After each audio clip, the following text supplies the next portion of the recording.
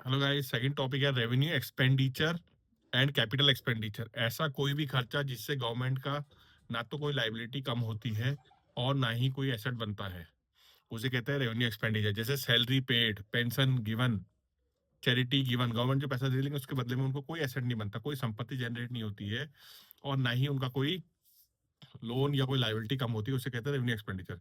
इसके बदले में कैपिटल एक्सपेंडिचर, उसमें क्या होता है, या तो आपकी कोई एसेट बनेगा, जैसे रोड बना दी तो पैसा तो कम हो गया, खर्चा तो हो गया, लेकिन रोड बन गई। या लोन पेड टू यूएसए, हमने जो लोन लिया था यूएसए को पेमेंट कर दिया हमने, तो उसमें क्या हो गया कि आपकी लाइबिलिटी कम होगी। या तो लाइबिलिटी कम होगी या एसेट बनेगा। ध्यान से सुनिए, या तो लाइबिलिटी कम होगी या आपको एसेट जनरेट होगा, उसे कहते हैं कैपिटल एक्सपेंडिचर।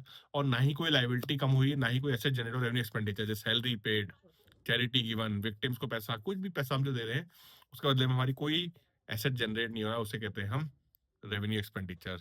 तो चार चीजें हो गई। अब पिछले में मैं आपको बताया था रेवेन्यू रिसीट, कैपिटल रिसिप्ट और रेवेन्यू एक्सपेंडिचर, कैपिटल, इनके मिला के ही बनता है गवर्नमेंट बजट।